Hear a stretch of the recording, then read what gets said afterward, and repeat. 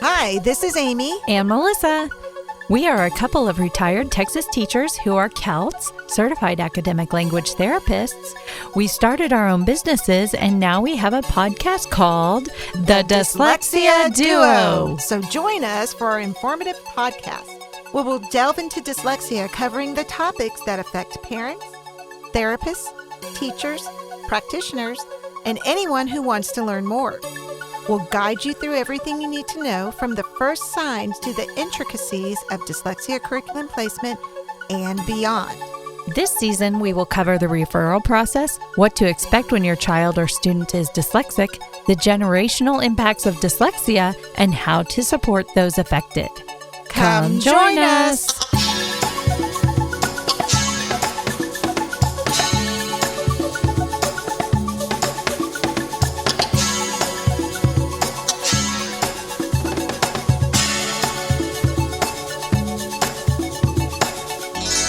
Let's resume our conversation with the insight of Dr. Fumiko Hoeft.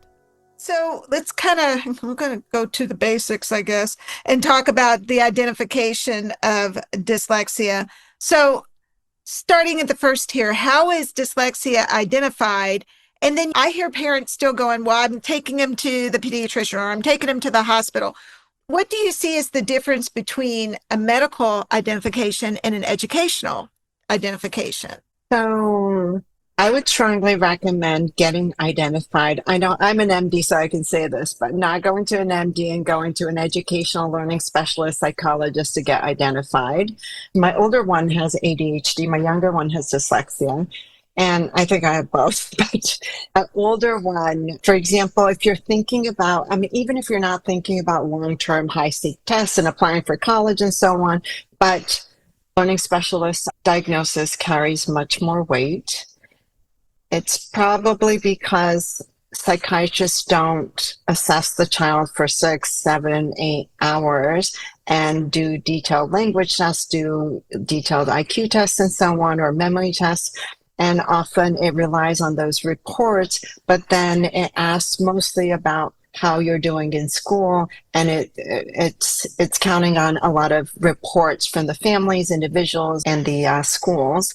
So they do questionnaires and others, but it's often a self-report or parent report or teacher report.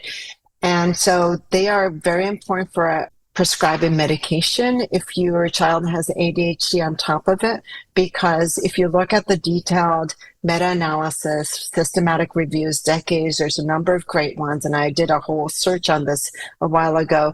But if you look at that, when you have overlap, it doesn't matter. People care about, and researchers care about, the genetic and biological overlap, but it doesn't matter what it's coming from it. And it doesn't matter if you have ADHD and that leads to reading problem. It doesn't matter if you have dyslexia leading to attention problems because you don't want to focus in class and you want to be the clown. You do want to address each of them separately. And to do that, sure, ADHD is more often in the territory of physicians. They prescribe meds. It's considered more of a neuropsychiatric thing. So then most people go to a psychiatrist. So you don't have to go to a clinical psychologist for that one. But for dyslexia, because they are the one that does all these key assessments and spend hours, I do really think that it is, even if someone says it's quicker if you go to a psychiatrist or a child psychiatrist, I think it's good if you can make the time to go to see a psychologist for sure.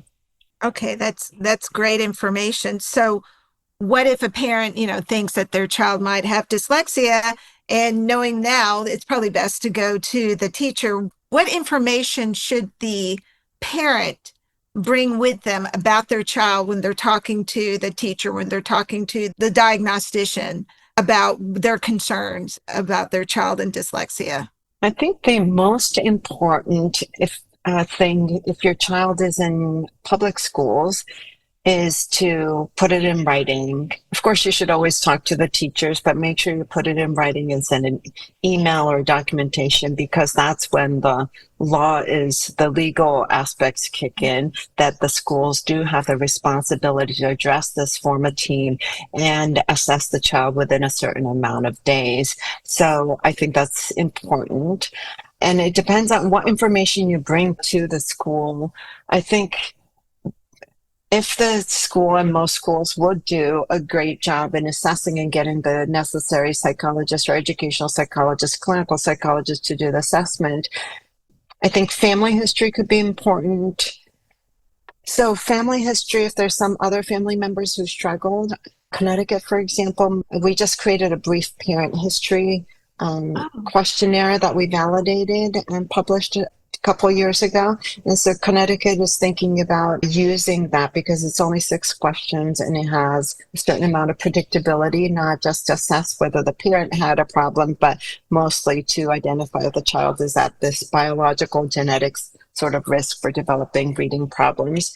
But so family history, saying that it runs in the family, that, and to get the teacher's attention is probably a good thing. I'm sure they will ask these questions, but language spoken at home, the environment, explaining that will be important. Other kind of issues, whether they have attention or other development of stuttering, or they had to get a language speech therapist, those kind of things would be important. But most importantly, start a conversation, documenting any concern in writing. Perfect. Thank you. Okay, so I have another question for you about kind of going back a little bit to working memory, just so I can get this off of my mind, because I'm really fascinated by working memory. What strategies would you suggest people use to improve their working memory, or for me to help my students with their working memory challenges? I would, number one, want to do it myself if I knew a good one and an easy one. Number two, probably it could be a good question for ChatGPT. So I don't really know what the good interventions would be. I know that we had talked to Dr. Dean, who's a psychologist, and he had said, that there's different games that you can play where you're having to hold information in your memory and then do something with it, and then get some more information and do something with that, and then come back to the other information. It sounded very confusing, but that sounds good. Yeah, he had because I kind of approached it with, I didn't think you personally, like an educator, could improve working memory. It was just something, maybe maturity over time. And he's like, no, you can do things to improve your working memory. So that was mind-blowing for me when I heard that. One thing to be careful, and I'm not talking about this one that was recommended by Dr. Dean, but in general, I think one thing to be careful is, as a parent, we wrote an article, Devin Kearns and myself wrote an article about how to look for interventions that are evidence-based. Mm-hmm. And we have these cartoons saying, the publisher says, we did research on this and it works 100% of the time, whether you should trust that versus whether you can trust it if a third-party researchers did research on it and not connected to money and other things.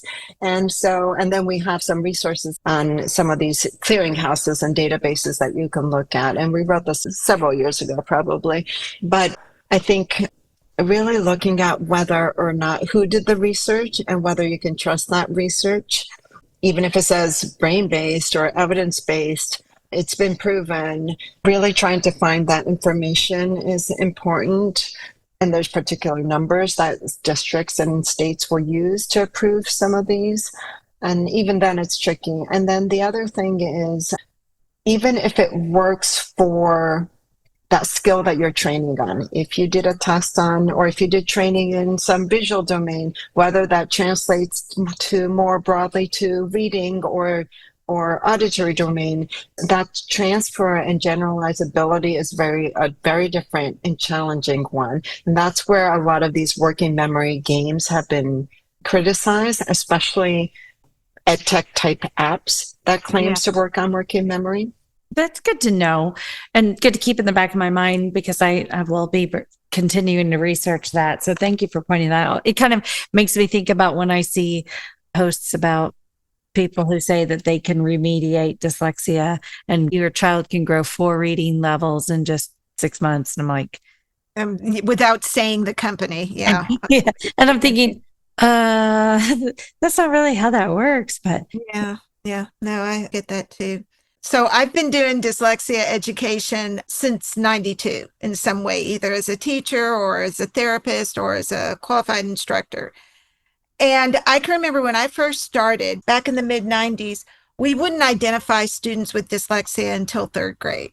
But now we know that it's important that the sooner the better, right? The earlier the better. I have a friend that made a post the other day and she talked about all the early intervention her child received up until she started getting dyslexia therapy. And she said now grades are great. She does wonderful. Very few accommodations are needed in school. So she's like, that's an example of why we provide early identification. So in your professional life, explain to our audience why early identification is crucial and how can we promote early identification of dyslexia? So early identification is important for many reasons. The first one is that you might never have to have a formal diagnosis of dyslexia. And if you look at the brain scans before they start to read, and if you look at those kids with risk, for example, children with family members with dyslexia, and you scan them before they're reading, and Nadine Gav did this, we did this, many others, we did a meta-analysis of this, and there's neurosignatures are there already, which means that it's cooking in a way, it's there. So if we can address those with some sensitive behavioral tests or others and adjust them early, it's a good thing. They're either not going to be identified as dyslexic, perhaps, or their symptoms or challenges are going to be much less severe. The other benefit from that is if you're doing intervention, it's going to be much less costly. So it might be a group intervention, even after school or within the classroom with the teachers, trained teachers, and small group interventions might be effective, except for if you wait. It's not that it's not going to be effective, but you might require daily interventions for an hour or 2 hours. So that will be the difference you'll be looking at, depending on whether you start in kindergarten or you wait, or 1st grade, or you wait until you're in 5th, 6th, 7th grade. I think the other positive is the social emotional consequences. So my younger son, for example, every day almost after school, he will talk about how this is pre-K and kindergarten. Some kids were reading, some kids had Harry Potter books in their hand at that young age. And some kids will know to read simple sentences or words, and our son wouldn't or couldn't. And he would come home and say that he was the dumbest kid in the class. He'd be in tears. Every Sunday was a tragedy because he would be crying and he didn't see the value in schools. And then when he graduated from reading interventions, by the time he was in 3rd grade or 3rd grade, he was able to finish the Slingo that he was doing, which was great because a lot of people will be identified at that time and then getting interventions. And so that had a really positive impact. Instead of working on having your self-esteem hurt and getting worse and worse, and growth mindset changing to fixed mindset over time, and then finally getting interventions, then your confidence going up, then it was, I wouldn't say all taken care of by 3rd grade, but it will really help their social emotional aspects.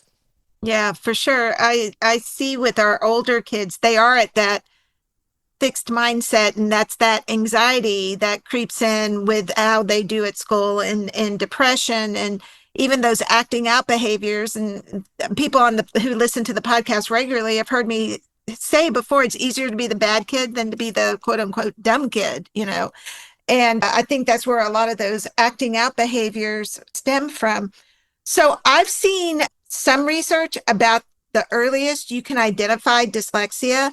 I've seen it as young as 4.5. Do you agree with identification of dyslexia at preschool like that? Well, so the issue is I mean, the definition needs to change if we're really going to say that we're identifying kids, diagnosing them with dyslexia at age 4 or 5, because the definition of dyslexia is you have to have reading problems. And a lot of the times, the reading problems you can identify if they're meaningfully behind other people. So if you're in kindergarten and everyone's learning to read, by definition, you're not behind, because you can't be behind because you're learning with everyone else. By the time you're meaningfully behind, say 2 years or so, then that's going to be, you have to be at least in 3rd grade to say, okay, you'll read like a 1st grader. Then you can say, okay, so to be able to identify it's challenging unless the criteria is going to change, but then it's not dyslexia anymore, because if you can identify before anyone is reading, then how can you say it's reading problems? So the definition needs to change, but you can identify the risk for developing dyslexia at that age, whether it's family history, whether they're showing up in phonological awareness, phonological memory, if their language skills are behind. Also, that could add an additional component that they're more likely to have significant versions, or these environmental factors like speaking another language at home most of the time. Those kind of things could be a factor that would impact, and all these could be added to oral language abilities and vocabulary. All those could be integrated to identify risk for developing or having severe reading challenges. I like your definition really well, especially when we think about what the definition of dyslexia is. And you're right, it's showing that this child is behind. Well, how do you demonstrate that the child is behind when they're 4.5, 5 years old from their peers? And I like that you're pulling in the family history, phonological awareness, even alphabet letter knowledge, understanding the letters of the alphabet, what they are. So I think that's perfect. Absolutely perfect. We'll be right back after a word from our sponsors. Hi, this is Melissa with Kids First Dyslexia Services. I am excited to share with you my private practice. Kids First Dyslexia Services is a private practice that specializes in dyslexia therapy. Each one-on-one session focuses on instruction specific to your child's needs in a nurturing environment that develops self-esteem, builds confidence, and fosters a sense of accomplishment, resulting in happier kids with higher levels of achievement. We provide a professional, personalized experience, always putting the child first. We value the relationships with both our students and parents, because strengthening skills and overcoming hurdles to achieve desired goals and success is a team effort. For more information, please visit www.kidsfirstdyslexia.com. That is www.kidsfirstdyslexia.com. Hi, this is Amy Rodenroth, and as part of the Dyslexia Duo podcast team and owner of Discovery Dyslexia Services, I want to talk to you about my business. Our COUT-trained team offers expert virtual or in-person therapy located in Prosper, Texas, using proven dyslexia curricula like Take Flight, Build, MTA, Alphabetic Phonics, and Reading by Design. We also provide crucial independent evaluations and advocacy services. Don't wait. Empower your child today. Visit www.discovereed.com to learn more. That again is www.discoveread.com. Discovereed, covering all your dyslexia needs. Let's return to the show. What are some things, again, kind of going back to the parent side, how can they identify dyslexic tendencies? Because the thing you said, I've been accused of before too, as an educator. When my kids were in school, my husband's like, you think our kids are this, you think they're this, you think they're this, because you're way involved and you see all this going on in school. And he goes, and you're over applying. This is what he would tell me all the time. You're over applying. What are some ways that parents can maybe identify some difficulties with their child that have to do with dyslexia? When they're young? Yeah. I think alphabet knowledge alphabet sound. People talk about how you sound it out. So not saying this is A and B and C, but saying A, B, and K. So sound would be good. The letter sounds. I think phonological memory is a great one. I think the one that I remember the most from my younger son is what's the Mary Poppins song that has all this long thing that I can never remember? Supercalifragilisticexpialidocious. Yes. Yeah. Yeah. So you don't have dyslexia. So, but my younger son could never say it. Mhm. And I remember my older son, who doesn't have dyslexia but has ADHD, he could say it from a very young age. And then I saw him teaching him, the younger one, when they were 4 and 2, and he would try to break it up into the smallest kind of units and try to have him repeat, and he couldn't repeat it unless it was really short. And then once you start combining it together, then he completely lost the younger one.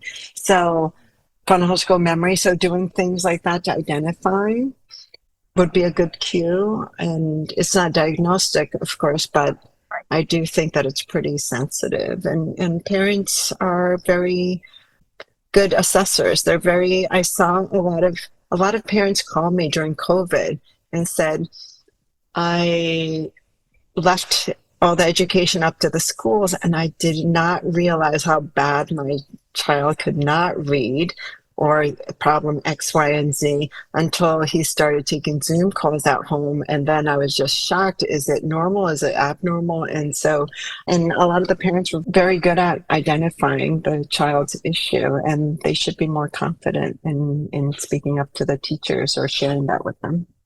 I think COVID was such an eye-opening experience for so many of our parents when they would watch the Zoom calls and notice what their child was or was not doing during that Zoom.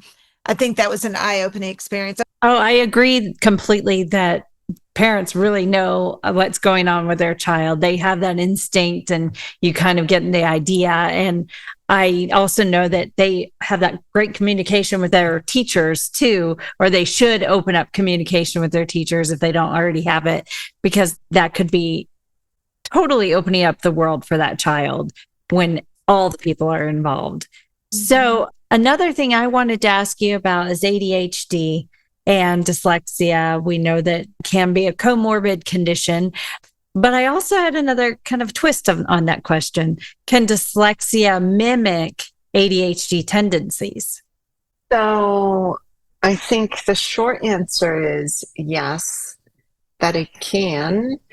And if you look into the literature, children with ADHD report up to 40% of those with ADHD have dyslexia, and it's vice versa, the same thing. So if you take children with dyslexia, up to 40% can have ADHD, or at least that's what the current research says. Some psychiatrists use this, and I don't necessarily agree with them, but use this approach. And I'm sure some psychiatrists that I highly respect have said this, but and not a deterministic way, but almost you can tell, because if you give medication and if it works on the child, and ADHD medication, and you give it to the child, then they respond, then a physician or a child psychiatrist would say that this is almost diagnostic that they have ADHD, because otherwise it wouldn't work on them. I'm not sure if that's 100% true, but I do know that many reputable people will say that. But I do think that if the ADHD is taken care of with medication, and some parents came to me and said, first grade, they started taking ADHD medication, and it seems like their dyslexia just resolved in a day, that they were reading. And so, of course, dyslexia shouldn't resolve in a day. I mean, it'd be great if it did, but so that would suggest that maybe the primary issue was more ADHD. But of course, if you have prolonged issues, unaddressed ADHD, and you can't focus in class and not paying attention to reading, then you could miss that. So that could lead to more severe reading problems also. So you could really have sort of a comorbid or co-developed condition of ADHD and dyslexia also. And then one more thing to throw in that would complicate this is that the neuronoise hypothesis that we mentioned, Yes. There's a neurochemical that we talk about the excitation inhibition balance is important in the brain. And the excitation is often related to glutamate, and ADHD meds act on glutamate. So some people agree with our neuronoise hypothesis and would say that some people who have gone through anesthesia, who had this high dose and acute dose of this glutamatergic thing, would ketamine or other things, would have astonishing improvement in dyslexia, and their brain would clear out. A Harvard professor said this, emeritus, that I respect a lot. And so Al Galabrida said this, and also that he's given doses of ADHD meds to dyslexic individuals, and it's really helped their dyslexia also. So if you think about the biological noise, then ADHD meds may be acting on the dyslexia itself at some level. Also, if you believe in the neuronoise hypothesis and you believe in some of these anecdotes and how this glutamatergic system is important also for dyslexia. And there's a biological genetic link between these two processing speed, ADHD and dyslexia. So it's a little bit more complicated. Oh, that's very interesting. And then I think, as you were talking, I was also thinking about the fact that what about the parents who don't really want to put their child on ADHD medication because of the negative stigma that it's had over the past, 30, 40 years. I know my sister had to take it and my mom got worried about it because she heard one time it caused cancer. So she stopped giving it to her completely. But what about that? Like if parents could know that, there is this hypothesis, there is research that shows that ADHD medicine could help support that. That's true.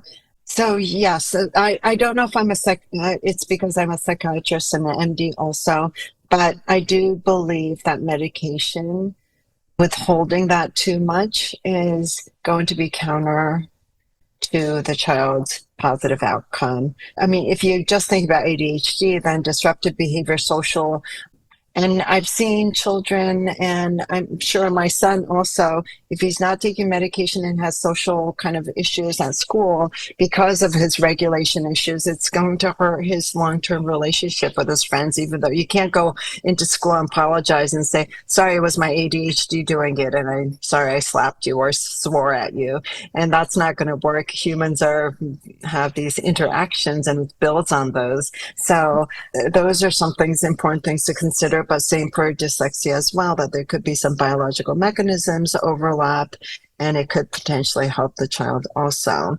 I mean, you can't just go walk into a clinic and say, my child has dyslexia, can I get ADHD meds? And no one will give it to you. But if there is a good reason to take it, it could have doubly good reasons to take it. And then does executive function also play a part into that as well? Yes, because executive function highly linked to ADHD, also linked to dyslexia as well, because these memory components and those are related. We've identified that as a strong protective factor for those who end up having positive outcomes with dyslexia or family history who don't develop dyslexia. So definitely important to strengthen that executive function muscle, and medication could help with that also. Wonderful. Thank you for that input. That's interesting. Heard me say before on this podcast, 2 of my 3 kids are ADHD, not dyslexic though. As a young teacher, I used to think, if you're ADHD, you're going to be dyslexic. And then as my kids got older, I was like, nope, you don't have to be. And I can see where ADHD makes it look as if you might have a learning disability, because my kids couldn't get their things turned on time. But we knew, the teachers even knew they were intelligent. And if you asked them questions during class, they could answer it.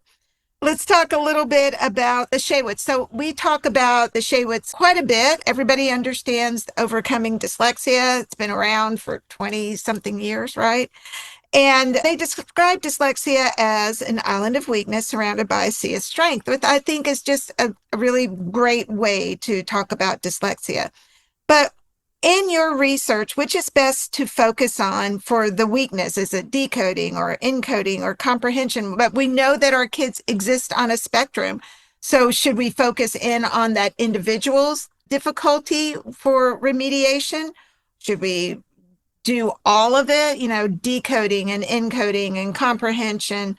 How do we support their remediation? Oh, that's a complex question, and there's many different aspects to it, but I will just say that systematic structured literacy instruction, getting at multiple aspects of reading interventions is very important. And even if we didn't think about the strength plus weakness, so I think just focusing on decoding or phonological awareness is not going to be helpful. Most of the children would benefit from a combination of morphological awareness training, sentence more fluency training, and so on. So a combination is great for many reasons, even if you don't think about strengths. But our research and others also, but we have this nice paper from like 10 years ago on identifying all the risk factors and protective factors that people have published. So it's a summary of this. And we know that there are all these protective factors. So if you have strength in these areas, whether it's social, emotional, or more cognitive, like the executive function and so on, then, or oral language, all of these are going to protect them from developing dyslexia at all, so may never pass the threshold, or having less severe outcomes, or not having downstream consequences to reading comprehension problems and so on also. So for that reason, it's important also. And we talk about strength-based approach in all of our work and programs. And as you can intuitively imagine, being a parent, that if we worked on weaknesses and said, okay, 24 hours, let's work on your challenges and things that you hate doing the most, and is going to be very challenging. And versus if you can combine it with different things that they have confidence in, is going to have a much better outcome, social, emotionally as well. So we have a PhD training program for neurodiversity and educational neuroscience. It hasn't been canceled, but it's still funded by the National Science Foundation. And it's focused on educational neuroscience, but we have a focus on team-based work, AI, and neurodiversity. And as part of it, we prioritizing taking neurodiverse graduate students. So about half of our students each year have ADHD, dyslexia, and others. And so we really try to incorporate these strength-based approaches to our practice and teaching as well.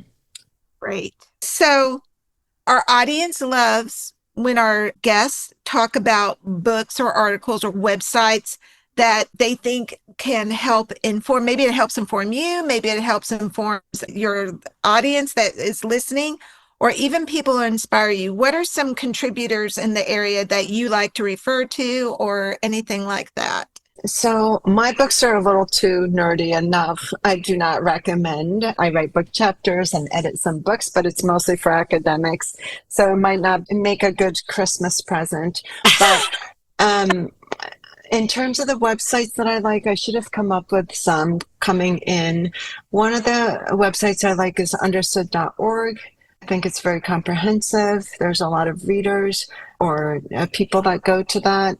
And so I really like that. I don't have any financial interest in any of the things that I will say, but understood.org has a wealth of information, and they have great academics backing the research or giving little video clips behind this. The other organization that I like, and I will say that I do have conflict of interest with this one, but they're not selling anything. So there's an organization called Neurodiversity Alliance. It used to be called Eye to Eye, and they still have the Eye to Eye component embedded within the Neurodiversity Alliance. It was started by David Flink many years ago, and I loved their near-peer mentoring program, and I thought it was a fantastic one, just knowing all these risk factors and protective factors and how peer input and role models are important, and that's in our 10-year paper as well on risk and protective factors, or mostly about social, emotional, and cognitive protective factors, a paper on that. But so we approached the Eye to Eye first, and we asked them if we could do research on their mentoring, and they said no first. They didn't say no in a not nice way. They said it in the nicest way, but they said no because they had other priorities and they didn't have enough staffing to help us do this kind of research. And then I harassed them and nagged them for 2 or 3 years, and we were able to do it. And I think it was very brave of them to allow us to do a blinded sort of independent researchers come in to do research. And we found very positive results mentoring. And so now they have a club model for high school and college students. I am on the board, even though I don't have monetary gains from them, but of course, because I believe in the cause of this organization. So Neurodiversity Alliance, if you have high schoolers, college students who want to form clubs at school, they support all that. And their mentoring program, if you're middle school or high school interested in being involved in these, it's great to have a conversation and see where you can get support to be part of that. And there might be one already near your school or near the area that you live, or you can start your own, and they really enhance your leadership skills as well by being part of this. So I do like that as well. Perfect. Wonderful. I will pass this along. I have several people that work at the middle and high school level that I know that would love to hear this. So thank you for that. I also wanted to ask you, this is the question I like to ask every time. If you had one wish that you could grant to the dyslexic population, what would it be and why? So what I do want to say is that reading challenges might seem like a big deal when you're growing up or when you're first entering school, but trust that there's so many important things in life, and that you will find your passion and you will find your talent in some area that may not be in reading, but maybe in something else, and just trust and don't get bogged down by it. I'll go back to my younger son as an example. I was shocked. So until 3rd grade, he was doing intervention, and then he switched over a little bit more to writing.